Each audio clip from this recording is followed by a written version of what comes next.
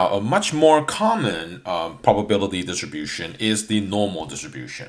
Now, everything that we learned just now about the uniform distribution is going to apply to the normal distribution. With the only difference is the area of a normal distribution is a bit more difficult to find. Okay, but otherwise everything else is the same. Now, why do we want the normal? Why do we want to learn the normal distribution? Well, because it turns out that many things that we can observe in nature does follow the normal distribution. For example, things like heights of people, amounts of rainfall, test scores, scientific measurements. And furthermore, as we'll learn in chapter 9 about hypothesis testing, is that sample mean, when we collect samples, the sample follows a normal distribution, regardless of the distribution of the original population. Okay, but we'll get to that much later. But first, let's learn what normal distribution is about. Okay, now most of you seen this shape already. It's a bell-shaped curve. So a normal distribution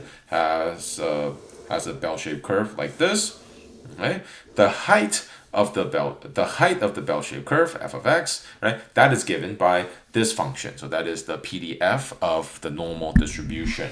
Okay, you do not need to know this, or you do not need to compute with this. However, you should recognize it, right? When you have something like this, that is the normal distribution. This is a constant. This is e, and this is raised to the power of negative and with all that stuff inside. Right? And you have two parameters for normal distribution. You have a sigma and you have a mu. Now, graphically, the mu falls in the middle, right? And sigma determines the shape of the curve. Right? So, for example, right, if I have f of x equals 1 over 3 root 2 pi, okay, e to the negative x minus 5 squared over 2 times 9, right? Then that means I have a mu of 3, mu of 5, okay? And then a sigma of 3. Right, so that will give me a normal distribution. And then if I want to find the probability, let's say between a to b, right, that would be the probability is between a and b, right, will equal this area here. So conceptually, it's the same as a uniform distribution. It's that the only problem now we have is, well, that's not a rectangle. In fact, that's not a shape. That's not a shape that we know of. We don't have a name for it, so it would be much more difficult to calculate that. All right. Now, for those of you who have taken calculus or interested in taking calculus, you might recognize this as an integral. You can integrate over this area if you have the function. However, we have computer softwares and apps to help us with this process. All right, as we mentioned just now, there are two parameters in this function in the normal distribution. Right, two parameters that defines the normal distribution. One is the mu. Mu is a measure of center. It tells us where the location of the curve is. Right, so for this is a measure of center. Okay, and because normal distribution is symmetric. Right? So you have a mu1, right? And you can have another normal distribution here with the same shape. However, this mu will be bigger, so mu2. So tells you the location here. Now, the measure of center doesn't tell you enough about the distribution. Okay, so sigma, we also need another parameter, sigma. Sigma tells us the shape of the curve. Right? So, for example, if I have two normal distributions, one here and then another one like so, okay, and let's say that they both have the same mu, right? Mu1 equals mu2, right? Mu1 equals mu2, right? Then this longer or flatter one, right? We'll call this sigma 1, right? And that have a different sigma 2, right? We will say sigma 1 is greater than sigma 2. Sigma 1 is larger. The larger the sigma, the wider the spread. Okay. All right. So, and remember the definition of sigma. Sigma, it is standard deviation. It is a measurement. It represents the average distance of every observation from the mean. Right? So the larger the sigma, the more spread out the observation is. Okay. Now you need both of these measurements to give you an proper representation of what the distribution is. For example, right? Let's suppose I have two populations with the same mu, A and B. Okay? And they both have the same mu, so mu B is here, mu A is here. However, right, this is the average. Think of this as income. Okay, so both these societies have the same income. Okay, but then one, right, maybe have a distribution like so, and the other one have a distribution like this. Right, so we can immediately see then, okay, society A is much more unequal, right? You have some people have very low income, and some people have very high income. Whereas society B, right, most people make around the average. Okay, all right. But just by knowing mu, right, it doesn't tell you the full picture. Okay. Now, next, probability. Probability is going to be area, and area. So we're going to assume that normal distribution goes from infinity to negative infinity, and the area under the curve, the entire curve from negative infinity to infinity, it is the area equals 1. Right? So over here is exactly 1. Right? And then if we express, let's say, here, let's suppose that 10 to 13, here's the mu, and we want the probability there, right? Then we will say the probability of x being between 10 and 13 equals that area. Okay. Just to recall the empirical rule. Right? We called about the empirical rule a while back. The empirical rule is actually based on the normal probability distribution. Right? Empirical rule is a quick estimate. It's a rough estimate of the normal probability distribution. Okay. All right. And by the way, we call this 68, 95, and 99 rule. Right? 1 standard deviation, 2 standard deviation, and 3 standard deviation. So speaking of standard deviations, it is often convenient to express every observation in terms of how many standard deviation away from the mean it is. And so to do that, we have what is called the standard normal distribution. So standard normal distribution is when, it is a normal distribution, but the mu is 0 and sigma equals 1. Okay? And it is unique in the family of normal distribution. Therefore, we'll use the letter Z, right, to describe it. Right? And so you have a normal distribution here, right? And here we use the letter Z to represent that, and the mu here equals 0, sigma equals 1. Right? Now, for example, if Z equals negative 1.2, so that would be negative 1.2 here. Right? What that at that point is, we can interpret this as 1.2 standard deviation below the mean. Right? So we can say, so if your observation is, let's say that your z-score, let's say we take an exam and your z-score is 2. That means your test score is 2 standard deviations above the mean.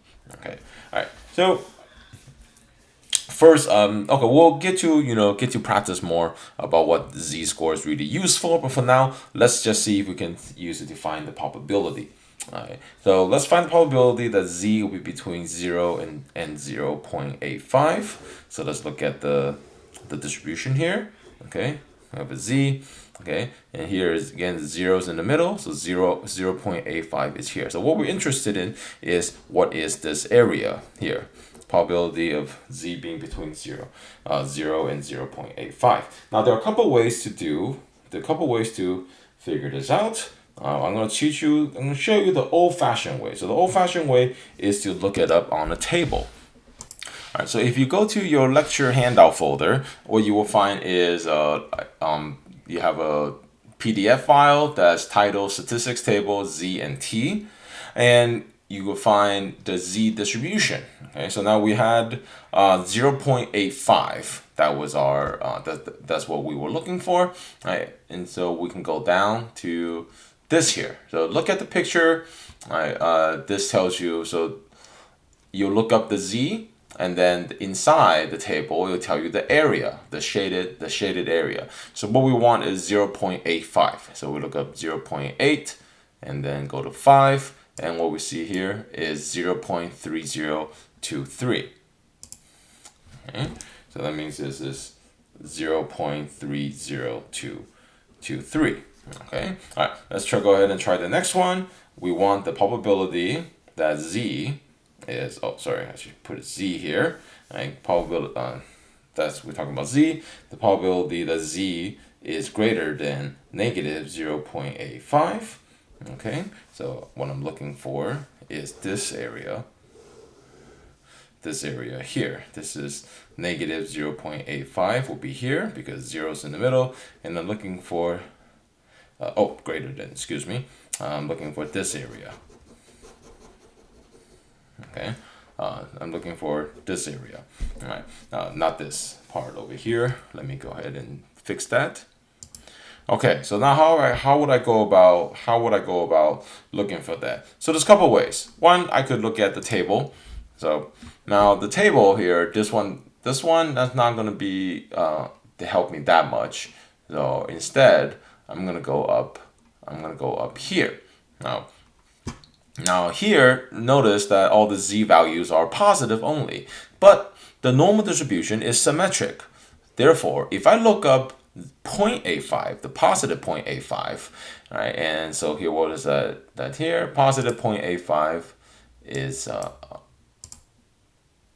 positive 0.85. I get a 0.8023, right? Then that tells me that the area that I'm looking for is 0.8023, okay, because it is symmetric.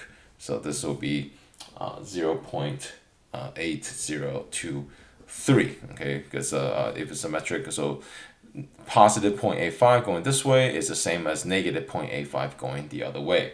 Okay, all right. Now next, I want to find the probability that Z is between negative 0.85 and 1.2.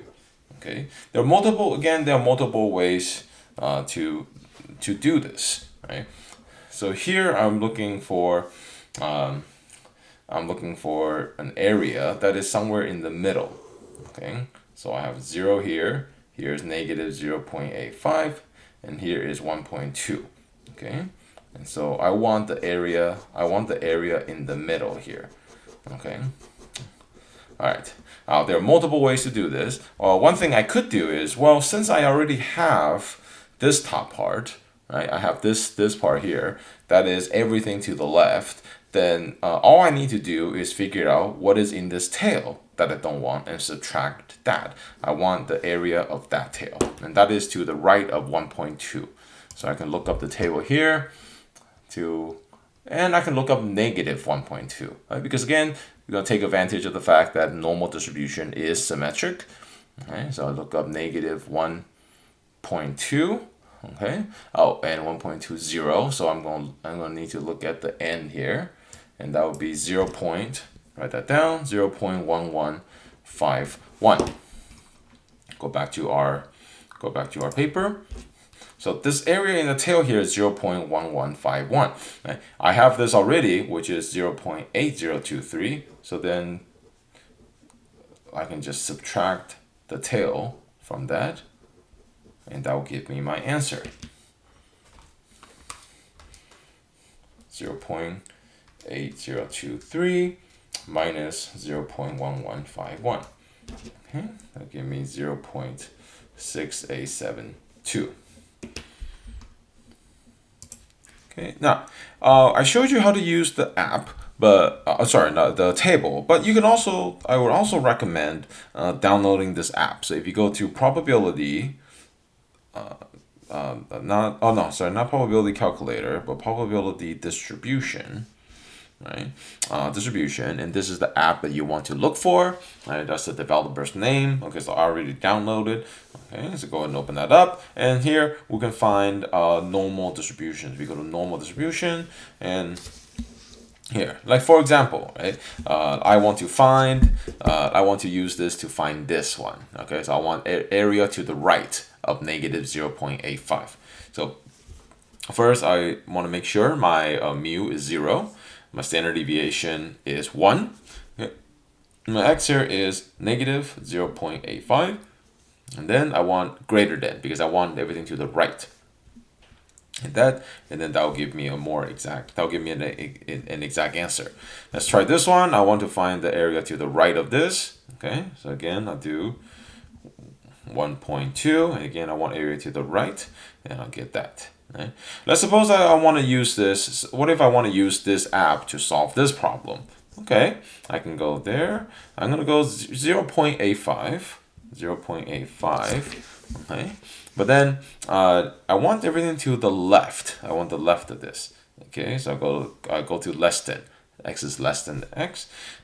Now this is going to give me too much because it's giving me everything to the left. Now I don't want all that. I just want the sliver in the middle between 0 and that. Okay, so but I know exactly how much more that I got, because everything from 0 to the left is 0.5. Okay, so I just have to take that 0.8 minus 0.5, and that will give me the answer that I want. So that's going to be this app is going to be very useful when I try to solve this. So there, instead of getting the z value, right, I'm giving the area. So for example, the question asking the area to the left of z is 0.9147. Okay, so then now I'm going to solve backwards. I have the area, right, and I want to find the z value. Okay, now the area to the left is 0.9147. I know that, then the z value must be down here, the z value that I'm looking for.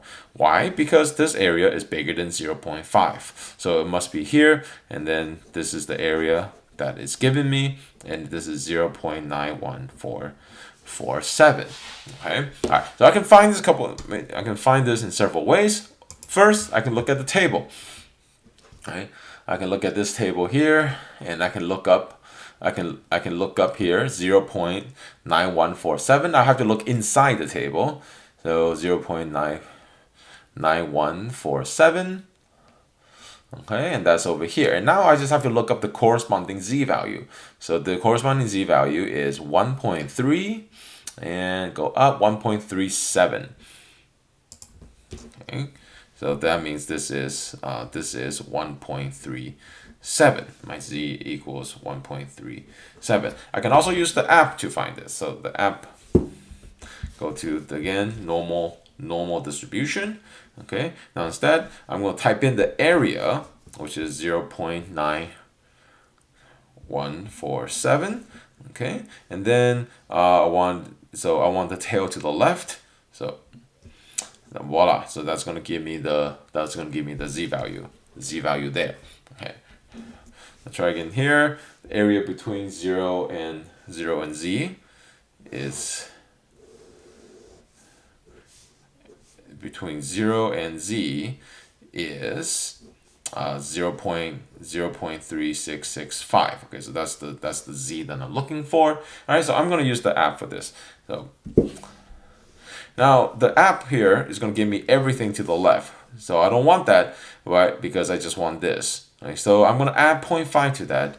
So what I'm really looking for is 0.8665. Okay? And then now I'm going to get that z equals 1.11. 1.11 there. Okay?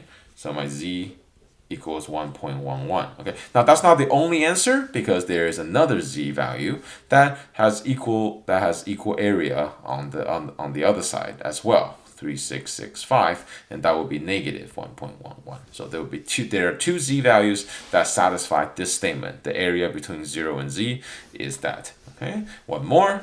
Area to the left of z is 0.146. This must be, the z must be negative over here. Why? Because this area is less than 0.5. So that area there is 0.146. Okay, you can use the app or you can use the table. Either way is fine. 0.146. Okay, then voila. All right, here you go. And the z value that I found, that table is giving me, is negative 1.0554. Okay, so we see that, with the table, right? With the table here, as long as, the normal distribution is a standard normal, meaning if it's 0 at the mean and sigma equals 1, then we can find the area.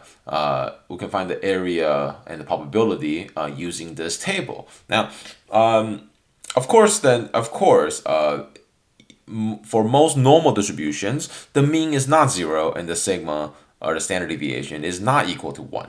Okay, then however, right, what's the usefulness of this? Well, we can convert every normal distribution into a standard normal distribution. Okay? And then once we do the conversion, then we can use this table to find the area.